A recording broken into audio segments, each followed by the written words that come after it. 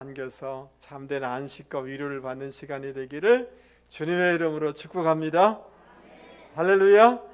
예배드리는 여러분에게 하나님의 특별한 은혜와 은사가 있기를 축복합니다. 여러분, 이 시간 제가 용혜원 시인의 벚꽃이라는 시를 읽어드리려고 합니다. 봄날 벚꽃들은 쏟아지는 햇살을 받으며 무엇이 그리도 좋아 자지러지게 웃는가. 좀채 입을 다물지 못하고 깔깔대는 웃음으로 피어나고 있다. 보고 있는 사람들도 마음이 기쁜지 행복한 웃음이 피어난다. 여러분, 어떻게 시가 좀 마음에 드십니까?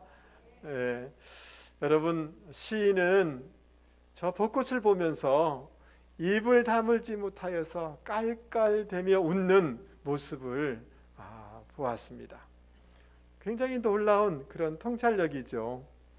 그래서 저는 가만히 생각을 좀 해봤습니다. 어떻게 시인에게 저 벚꽃을 보면서 봄인가 보다, 아름답다를 넘어서 깔깔대고 있는 모습을 보았는지, 그 모습이 보여졌는지를 가만히 생각을 좀 해봤어요. 그것은 다름이 아니라 시인이 갖고 있는 마음과 시각과 그 창이 굉장히 긍정적이기 때문에 그것이 보였다라는 깨달음이 제 가운데 있었습니다. 긍정적인 창으로, 긍정적인 시각으로, 긍정적인 마음으로 바라보니까 저 벚꽃들이 깔깔대면서 입을 열어서 깔깔대는 것처럼 보여지더라는 거예요. 그래서 저도 이 시를 한번 읽고 난 후에 바깥에 나가서 벚꽃을 보았습니다. 봄이니까 아름답고 얼마나 멋진가, 이런 생각만 늘 했지, 가서 벚꽃을 가만히 보니까 여러분, 벚꽃이 입을 벌려서 깔깔대는 것이 저에게도 보여졌어요. 그래서 여러분, 우리가 어떤 마음으로, 어떤 시각으로, 어떤 창으로 보느냐에 따라서 어떤 것들이 보여질 수도 있고 보여지지 않을 수도 있다라는 생각을 하게 됐습니다. 여러분, 굉장히 부정적이고 우울한 마음의 창으로 벚꽃을 보면 어떻게 보일까요? 웃는 모습이 보일까요? 안 보일까요? 안 보일 수밖에 없죠. 어떤 마음으로, 어떤 시각으로, 어떤 창으로 보느냐에 따라 어떤 실체가 보일 수도 있고 보이지 않을 수도 있겠다라는 생각이 들었어요. 여러분도 이런 경험이 있었겠지만, 제가 고등학교 3학년 때 제 친구가 눈 위에 예수님이라는 사진을 갖고 와가지고 저에게 설명을 해주는 거예요. 2차 세계대전 때 중국 한 사진사가 선교사님을 통해서 예수님에 대해서 소개를 받았대요. 근데 이 사진사는 그 예수님이 전혀 믿어지지 않더라는 것입니다. 그래서 자기도 어떤 신앙을 갖고 싶은 마음은 있지만 그게 이해가 되고 믿어지지가 않으니까 마음속으로 기도했답니다. 하나님, 당신의 아들 예수 그리스도의 얼굴을 한번 보여주십시오. 그러면 제가 그 예수님을 믿겠습니다 라고 이렇게 기도를 했답니다. 근데 어느 날 말을 타고 이게 벌판을 지나가게 되는데 눈이 덮였고 어떤 부분은 많이 이게 녹아진 이런 상태인데, 마음속에 강력한 그런 감동이라 그럴까, 음성이라 그럴까, 이런 것이 들려지는 거예요. 사진을 찍어라, 사진을 찍어라. 그런 거예요. 뭘 어디를 찍으라는지 모르겠어요. 그래서 그냥 사진사가 그 눈 덮인 벌판을 사진을 셔터를 누른 거예요. 그리고 집에 와서 현상을 하니까, 여러분, 우리 다시 한번 우리 방송씨 사진을 한번 보여주시기 바랍니다. 여러분, 여러분의 눈에는 저 예수님의 얼굴이 보이십니까? 대단하십니다. 저는 예수님의 얼굴이 안 보였어요. 그래서 말은 괜찮은 척하지만 마음속으로, 내가 믿음이 있는 건 사실인가? 혹시 구원 못 받는 건 아닌가? 이게 그냥 그 어린 마음에 그런 생각을 했다는 것입니다. 그런 불안과 이런 슬픈 마음이 내 마음 가운데 있었어요. 근데 집에 와서 이리 보고 저리 보고 또 안 보여요. 아무리 봐도 안 보이는데 어느 날 딱 봤는데 예수님의 얼굴이 확 보이는 거예요. 너무 기뻐가지고 와 보인다. 마치 그게 보이면 구원받을 것처럼 굉장히 기뻐한 적이 있습니다. 여러분, 우리가 어떤 것들을 분명히 보아야만 되는 것들이 있습니다. 그것 중에 하나는 예수님과 예수님의 십자가의 은혜는 반드시 보여져야 되고 그 은혜가 경험돼야 되는 줄 믿습니다. 예수님과 예수님의 십자가의 은혜가 보여지지 않고 경험되지 아니하면 그 구원의 풍성함을 누릴 수 없기 때문에 반드시 주님과 주님의 십자가의 은혜는 우리가 보여져야 되는 줄 믿습니다. 그런데 주님과 주님의 십자가의 은혜를 어떻게 볼 수 있는가? 그것은 우리가 어떤 창으로 어떤 마음으로 보느냐에 따라서 보여지는 사람이 있는가 하면 그렇지 않는 사람이 있다는 거예요. 그래서 성경에서 오늘 우리가 가져야 될 마음의 창이 무엇인지를 가르쳐주고 있는데, 그것을 우리가 이 시간 배워서 그 창으로 주님을 바라보시고 그래서 주님의 은혜가 경험되는 이 시간이 되기를 주님의 이름으로 축복합니다. 할렐루야. 자, 우리 18절 말씀을 한번, 고린도전서 1장 18절 말씀을 읽어보도록 하겠습니다. 십자가의 도가 멸망하는 자들에게는 미련한 것이요 구원을 받는 우리에게는 하나님의 능력이라. 이 십자가의 도라는 말은 그 십자가의 말씀이라는 것이 더 정확한 번역이다라고 얘기할 수가 있습니다. 그 십자가의 말씀이 어떤 사람에게는 미련하게 보여진다는 거예요. 달리 얘기하면 안 보인다는 것입니다. 이 미련하다라는 이 단어는 아주 바보, 전능하다라는 이런 뜻인 것입니다. 그러니까 당시 예수님의 십자가의 메시지가 이방 사람들에게는 지능이 떨어지는 사람들, 정신 나간 사람들, 바보들의 이야기처럼 그들이 말하는 것처럼 들려졌다는 거예요. 그러니까 1세기, 2세기 때 얼마나 이 복음과 예수 믿는 사람들이 세상 사람들에게 조롱을 당했는지 우리는 알 수가 있습니다. 여러분, 고린도전서 1장 22절 말씀입니다. 유대인은 표적을 구하고 헬라인은 지혜를 찾으나 우리는 십자가에 못 박힌 그리스도를 전하니 유대인에게는 어떤 것이요? 거리끼는 것이요 이방인에게는 뭐라? 미련한 것이로되 라고 이렇게 되어 있습니다. 유대인의 그 눈에는 예수님의 십자가에 매달리신 그 메시아, 십자가에 달린 분이 우리의 메시아가 된다, 왕이 된다, 그는 믿을 수가 없다는 거예요. 십자가에 달린 사람은 유대인들의 그 생각과 창으로 볼 때는 패배한, 실패한 사람으로 여기고 있었고, 신명기 21장에 보면 나무에 달린 자마다 저주를 받았습니다 라고 말씀하고 있는데, 이 말씀에 근거하여서 아니 그분이 십자가에 매달렸다고? 그분 저주받은 사람이지 어떻게 메시아가 될 수가 있어? 라고 하는 것이 유대인들의 시각이라는 거예요. 생각이라는 거예요. 도무지 그것은 우리가 받아들일 수가 없다. 유대인들은 이런 고백을 하고 있는 것입니다. 십자가에 매달린 그분을 메시아로, 신으로 섬기라고? 그건 우리는 그럴 수 없어. 이건 신성 모독이야 라고 유대인들은 그렇게 한 것입니다.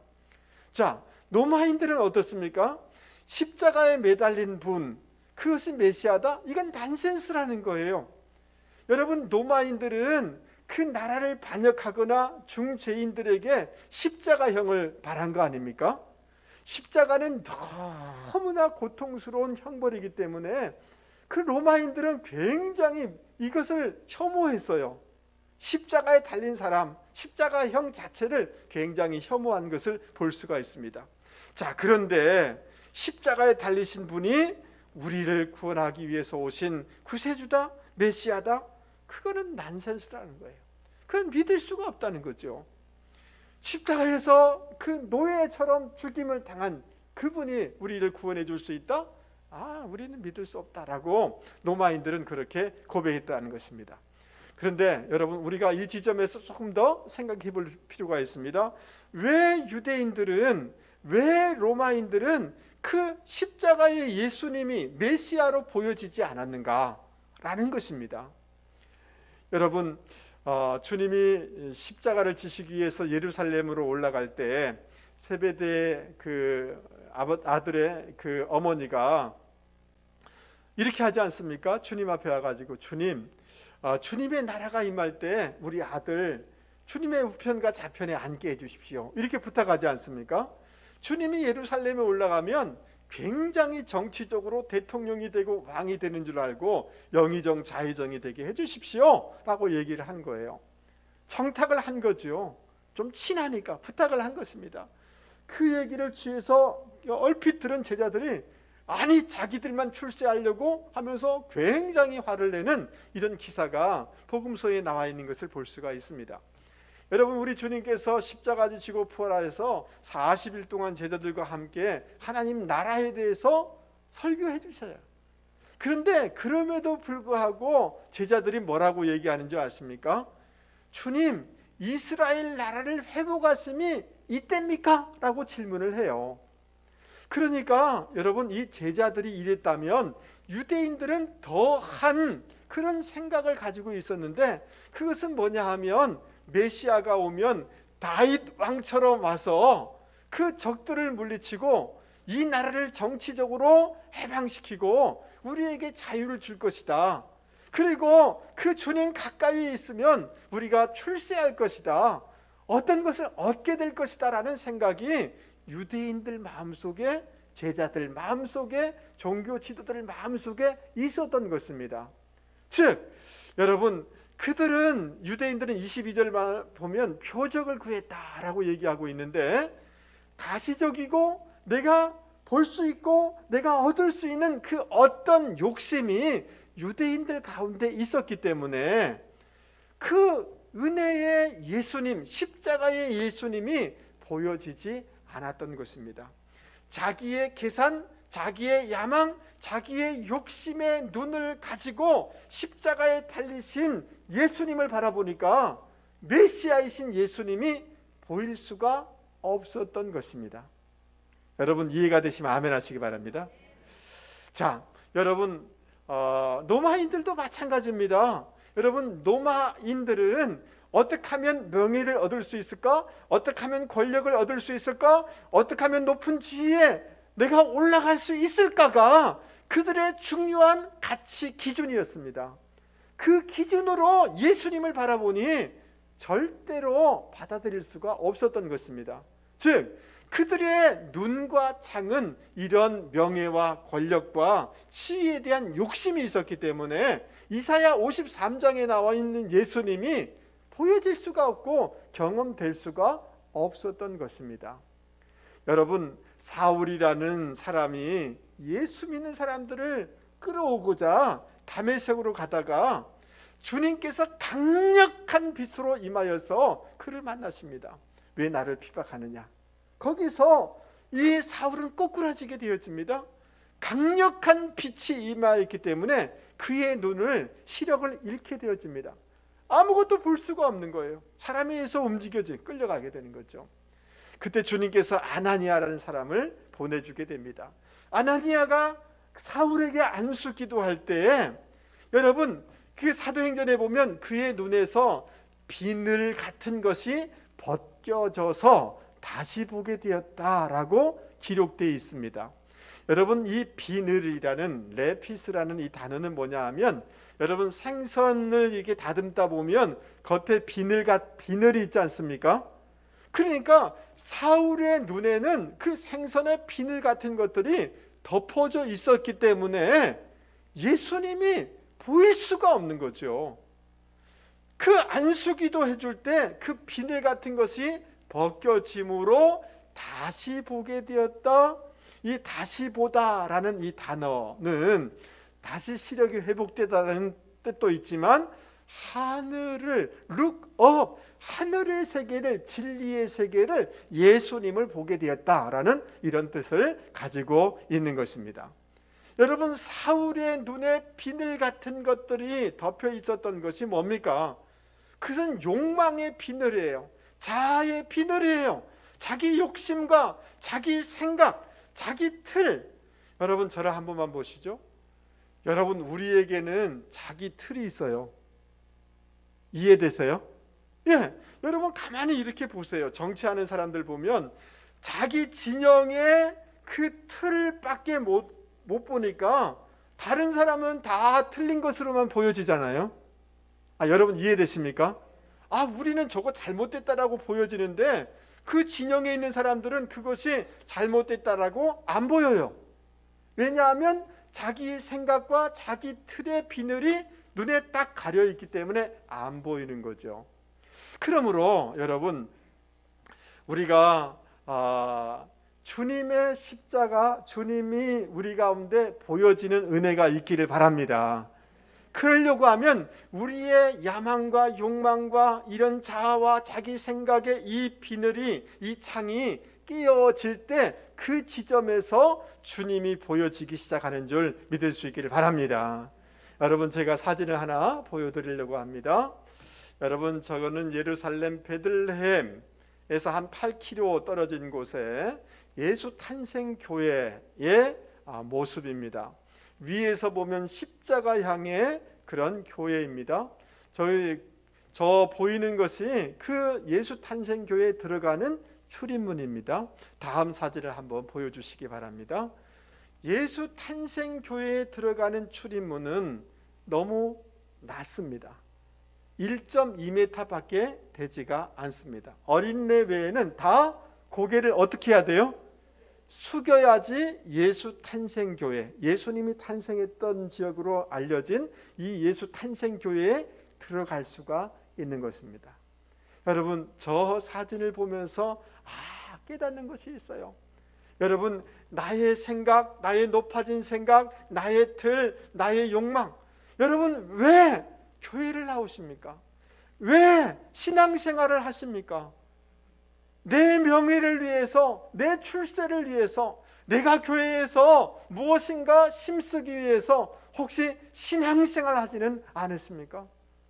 교회와 예수를 통해서 내가 어떤 이득을 위해서, 내 이 계산을 위해서 예수 믿는 것은 아니십니까?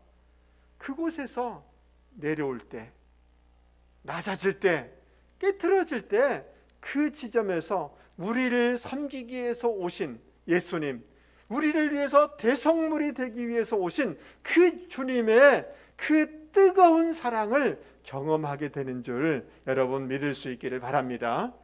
할렐루야, 할렐루야. 예, 우리의 이 낮아짐과 우리의 이 틀들과 이 욕망과 이 이기적인 것과 이 계산적인 창을 깨트리는 그 지점에서 예수님의 십자가의 은혜가 우리 가운데 경험되어지는 줄 여러분 믿을 수 있기를 바랍니다. 아멘. 우리가 정말 주님의 은혜를 보아야 되겠는데 어떻게 하면 볼 수가 있을까요? 22절 말씀에 보면 헬라인들은 지혜를 찾는다라고 이렇게 얘기하고 있습니다. 그러니까 지금 그리스죠. 이 헬라인들은 굉장히 이성적이고 굉장히 논리적이고 굉장히 철학적인 사람인 것입니다. 자, 그런데 메시아가 왔는데 십자가에서 처형을 당했다? 이성적이고 논리적이고 철학적인 그 헬라인들, 그리스도의 이 생각으로는 그것이 믿어지지도 않고 보여지지도 않는 것입니다. 여러분, 예수님의 제자들이 복음을 증거하는데 예수님 안에 진리가 있다라고 선포하고 있는 것입니다. 이 말은 마치 헬라인들에게는 뭐라고 들렸느냐 하면 그 십자가에서 난도질 당한 예수님의 몸 안에 진리가 있고 지혜가 있다라고 선포하는 것과 같은 것입니다. 그거는 이성적인 헬라인들에게는 받아들일 수가 없는 거죠. 믿어질 수가 없는 거죠. 자, 그런데 이런 헬라적인 지혜, 세상의 학문과 세상의 그 어떤 교육이 과연 우리의 지식에 도움이 될까요? 주님을 바라보고 주님의 은혜를 바라보는데 도움이 될까요? 여러분 19절 말씀 한번 보십시오. 19절입니다. 기록된 바 내가 지혜 있는 자들의 지혜를 뭐하고? 멸하고 총명한 자들의 총명을 그다음 뭐예요? 폐하리라 라고 말씀하고 있습니다. 여러분, 세상의 지식과 세상의 지혜라는 것은 다 상대적인 것입니다. 그리고 일시적인 것입니다. 그렇기 때문에 다 변할 수밖에 없고 폐해질 수밖에 없다는 것입니다. 20절입니다. 지혜 있는 자가 어디 있느냐, 선비가 어디 있느냐, 이 세대의 변론가가 어디 있느냐. 하나님께서 이 세상의 지혜를 그다음 뭐예요? 미련하게 하신 것이 아니냐. 여러분, 이 지혜 있는 자라는 것은 헬라 철학자들이에요. 선비라는 것은 유대의 서기관들이에요. 변론가들은 그 헬라의 그 철학적인 변론을 즐기는 사람들이 찾아볼 수 없다는 거예요. 이 말은 무슨 말이냐 하면 세상적인 지식이나 인간적인 지혜로 십자가의 메시지를 깨달을 수가 없다라는 이런 뜻인 것입니다. 여러분, 제가 제1학기 때 교회를 다니고 고3 때 교회를 다니고 이렇게 했는데, 그런데 저는 중생하지가 않았어요. 대학 들어가서 선교단체에서 여러분 청년들이 모여서 이 요한복음 말씀을 공부를 하는데, 공부하기 전에 요한복음 본문을 읽는데, 여러분 대학까지 갔으면 이 성경은 한글로 되어 있지 않습니까? 그러면 대학생이 한글을 읽을 수 있습니까? 없습니까? 읽어야 되잖아요. 근데 대학생이나 됐는데 여러분 요한복음을 읽을 수가 없어요. 읽는데 더듬더듬 읽는 거예요. 왜냐하면 여러분 이 하나님의 계시가 닫혀 있으니까 문자를 읽어내려고 애를 쓴 거예요. 그러니까 세상적인 지식으로 성경을 이해할 수 있느냐? 그럴 수 없다는 거예요. 여러분, 우리보다 공부를 많이 한 박사나 대학 교수가 이 성경을 잘 이해하느냐 하면 그렇지 않다는 거예요. 세상 지혜로 하나님의 구원, 예수님의 십자가가 보여질 수 있다 없다? 없다라고 이 성경은 얘기하고 있습니다. 여러분, 니체라는 독일 철학자가 이런 말을 했습니다. 신은 죽었다. 신은 더 이상 존재하지 않는다. 기독교는 커다란 저주이며 노예 근성자들의 종교이고 나약하고 무능한 자들의 종교이다 라고 이렇게 니체는 말했습니다. 이 기독교라는 것은 이성과 지혜를 경멸하는 것이다 라고 얘기했습니다. 그래서 니체는 예수님의 십자가를 너무 싫어했어요. 그 말은 달리 표현하면 예수님의 십자가의 은혜가 보였다 안 보였다? 안 보였다는 거예요. 여러분 생각해 보세요. 메시아가 십자가에서 너무나 연약하게 못 박혀서 죽임을 당하는 것, 자기는 그거는 믿을 수가 없다는 거죠. 아주 경멸한 것입니다. 너무 약한 메시아니까 나는 믿을 수가 없다는 거예요. 여러분, 니체는 다윈의 적자 생존의 그 논리를 믿었어요. 강한 자가 돼야 된다. 우리의 인생을, 우리의 운명을 우리가 개척하면서 강한 자가 돼야 된다. 조인이 돼야 된다라는 이런 얘기를 했어요. 근데 아까 사진을 다시 한번 보여주세요. 여러분, 이런 말을 하고 난 얼마 되지 않아서 그는 정신병이 걸렸습니다. 너무나 두려운 것입니다. 그래서 그는 이런 메모를 남겨놓습니다. 신은 어디에 살아있을지도 몰라. 그러나 하나님을 인정한다면 내가 미칠 것만 같아. 이런 말을 했어요.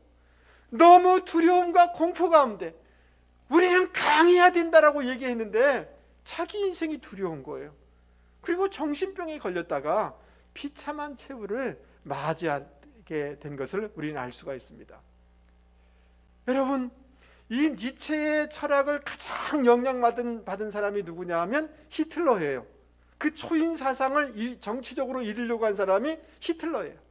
여러분, 이 히틀러가 어떻게 했습니까? 2차 세계대전을 일으켰고 600만의 유대인들을 죽인 거 아닙니까? 온 세상을 고통으로 이렇게 몰아간 것입니다.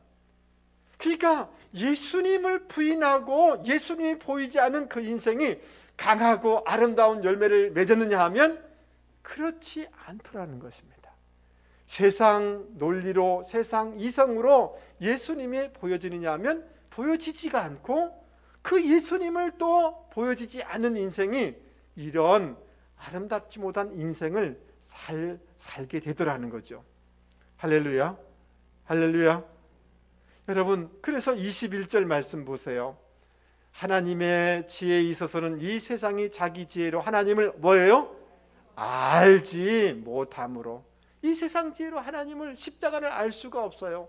그래서 하나님께서 전도에 미련한 것으로 믿는 자들을 구원하시기를 기뻐하셨다라고 말씀하고 있습니다. 여러분, 저를 한 번만 보십시오. 우리 강아지가 제 마음을 다 알 수 있습니까? 없습니까? 없습니다. 유한한 인간이 하나님의 모든 지혜를 비교될 수 있냐, 알 수 있느냐? 알 수가 없는 것입니다. 그러니까 질적인 차이가 있기 때문에 인간의 지식으로, 지혜로 하나님을 다 판단하려고 하는 것은 교만일 수밖에 없는 것입니다. 그래서 여러분, 우리에게 하나님이 전도라는 것을 주셨는데, 전도라는 이 말은 단지 전도하는 행위만을 얘기하는 것이 아니라 전도의 모든 복음의 내용을 얘기하고 있는 것입니다. 여러분, 인간의 지식과 논리로 볼 때 십자가에 못 박히신 예수 그리스도를 증거하는 것, 이 복음이 어리석게 보인다라는 거예요. 어리석게. 아니, 그렇게 해서 구원이 되겠나라고 얘기하게 되더라는 것입니다. 자, 그런데 여러분, 이 사진을 하나 좀 보시기 바랍니다.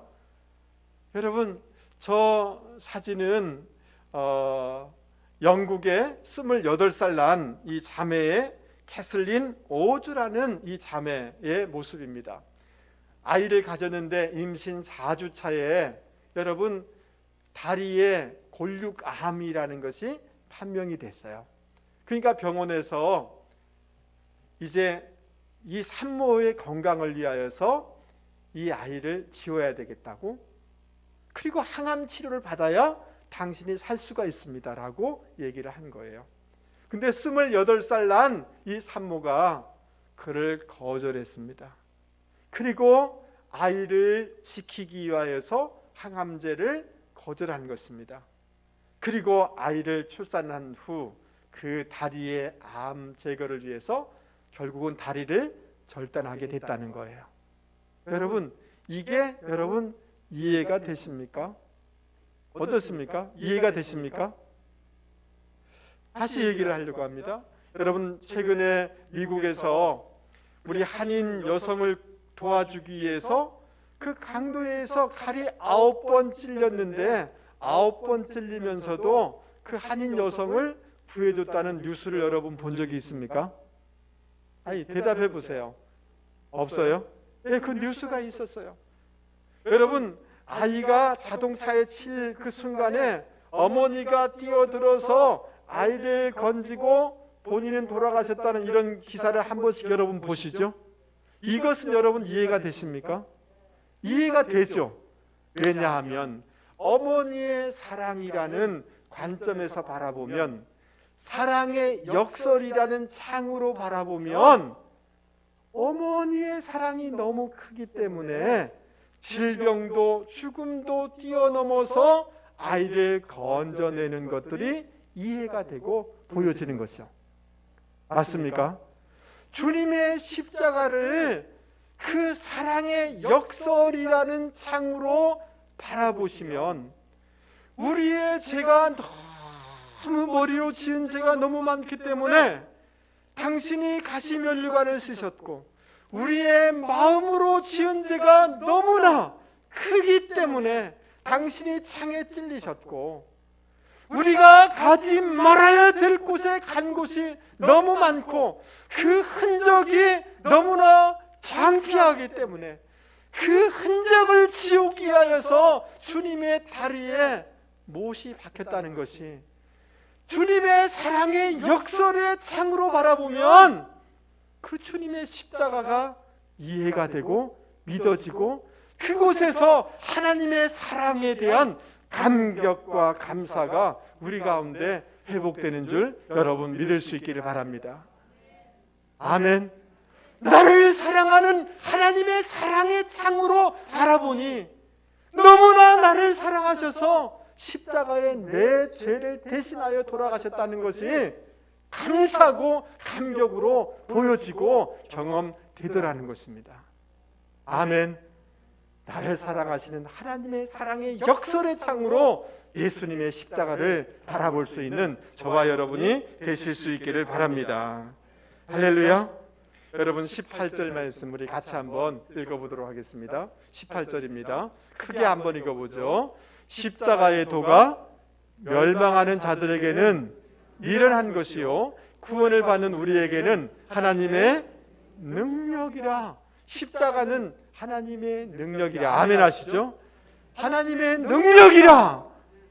듀나미스, 다이너마이트와 같은 우리의 육체적이고 우리의 정서적이고 우리의 영적이고 우리의 환경적인 모든 부분의 구원과 회복을 가져다주는 하나님의 능력이 주님의 십자가라는 거예요. 여러분 믿습니까? 여러분 고린도후서 5장 18절 말씀에 이렇게 말씀해 주고 있습니다. 하나님께서 그리스도로 말미암아, 따라서 보겠습니다. 우리와 화목하게 하시고, 그리스도의 십자가로 말미암아 하나님과 우리를 화목하게 하셨다. 따라서 보겠습니다. 화목하게 하셨다. 한 번 더 따라서 보겠습니다. 카탈라소. 카탈라소라는 것은 교환하다는 거예요. 주님의 십자가는 하나님과 우리 사이에 화목하게 하는 것인데, 디바인 익스체인지, 거룩한 교환의 장소라는 거예요. 주님이 그 십자가 지심으로 하나님과의 영적인 교제를 회복시켜 주심으로 영적인 회복을 가져다 주는 것이다. 주님이 저주와 버림을 당하심으로 우리 마음속에 있는 정서적인 아픔을 치료해 주시는 정서적인 회복을 가져다 주는 것이다. 주님이 당신이 매를 맞으심으로, 채찍에 맞으심으로 우리 질병을 짊어지심으로 우리 가운데 질병의 치유, 저주를 끊어주시는 그런 교환의 은총이 십자가 안에 있다라고 말씀해주고 있는 것입니다. 할렐루야. 그래서 우리가 믿음을 가지고 주님의 십자가 앞에 우리의 죄를 가지고 들어가면 주님이 의로 우리를 나오게 해주시고 의의 옷을 덧입혀 주시는 줄 여러분 믿을 수 있게 바랍니다. 사망과 형벌을 가지고 주님의 십자가 앞에 나아가면, 믿음으로 나아가면 용서와 평안으로 우리 가운데 회복시켜 주는 줄 여러분 믿을 수 있게 바랍니다. 나는 열등감이 있습니다. 나는 다른 사람과 비교할 때 너무나 약합니다. 그러나 그런 있는 모습 그대로 주님의 십자가 앞에 나아가면 주님께서 거룩한 자존감으로 우리의 내면을 자신 있게 자신감을 불어넣어 주시는 줄 여러분 믿을 수 있게 바랍니다. 주님, 나는 가난합니다. 나는 몸이 연약합니다. 나는 질병이 있습니다. 우리 가정에 저주스러운 것들이 반복됩니다. 그러나 주님이 가난케 되심으로 우리를 부유케 하시고 주님이 저주를 가져가심으로 우리에게 아브라함의 복을 주신다고 했으니, 믿음으로 주님의 십자가를 바라보고 주님 앞에 나아가면 아브라함의 복으로 우리 인생 가운데 교체시켜 주시고 교환시켜 주시는 은혜가 십자가 안에 있는 줄 여러분 실제로 믿습니까? 아멘. 여러분, 이스라엘 백성들이 기적이 없어서 광야에서 망한 게 아닙니다. 광야에서 반석이 터져서 물이 나오고요, 하늘에서 음식이 떨어지고요, 놀라운 기적의 역사가 많이 있었지 않습니까? 이스라엘 백성이 광야에서 죽은 까닭은 기적이 없어서가 아니라 믿음이 없어서입니다. 뭐가 없어서요? 믿음이 없어서 그렇습니다. 주님의 십자가를, 주님을 믿음의 창으로, 믿음으로 바라보면 주님이 실제적인 십자가의 효력을 우리 가운데 주셔서 놀라운 회복과 놀라운 교환과 놀라운 역전의 역사를 실제적으로 우리의 삶 가운데 이루어 주실 줄 여러분 믿을 수 있기를 바랍니다. 할렐루야. 말씀을 마치려고 합니다. 사랑하는 성도 여러분, 23절 말씀에 보면 십자가가 그 십자가의 그리스도가 유대인들에게는 뭐예요? 거리끼는 것이요, 이 거리끼다라는 스칸달론이란 말인데, 이 단어가 뭐냐면 스캔들. 예수님의 십자가가 스캔들이라는 거예요. 스캔들이라는 말은 무슨 말이에요? 걸려서 넘어지다는 뜻이 스캔들이란 말 아닙니까? 이해되십니까? 여러분, 그런데 로마서 9장 33절입니다. 우리 같이 한번 읽어보겠습니다. 시작. 기록된 바 보라, 내가 걸림돌과 거치는 바위를 시온에 두노니 그를 미는 자는 부끄러움을 당하지 아니하리라 함과 같으니라. 주님의 십자가가 어떤 사람에게는 걸림돌이 되지만 어떤 사람에게는 부끄러움을 당치 아니하고 존귀하게 되는 십자가라는 거예요. 아멘. 그러므로 사랑하는 성도 여러분, 우리 개인의 어떤 계산과 욕망과 자기의 틀에 이 창을 내려놓고 주님의 사랑의 그 창으로 주님의 십자가를 바라보고 믿음의 눈으로 주님의 십자가를 바라봄으로 말미암아 주님의 십자가로부터 오는 우리를 존귀케 하고 회복케 하고 구원케 하고 풀어지게 하는 이 은혜를 받아 누리는 분들이 되기를 주님의 이름으로 축복합니다. 이번 주간에도 이번 주중에도 십자가를 믿음의 창으로 바라봄으로 십자가에서 공급되는 은혜를 받는 분들이 되기를 주님의 이름으로 권면을 드립니다. 역사가 일어나게 될 줄 믿습니다. 아멘. 마음이 상할 때 주님의 십자가를 바라보세요. 주님이 마음을 풀어주실 줄 믿습니다. 어려운 일이 있으면 믿음으로 주님을 바라보십시오. 주님이 용기를 주시고 평안을 주시고 합력하여 선을 이루어주실 줄 여러분 믿을 수 있기를 바랍니다. 우리 말씀을 생각하시면서 찬송가 279장 1절 2절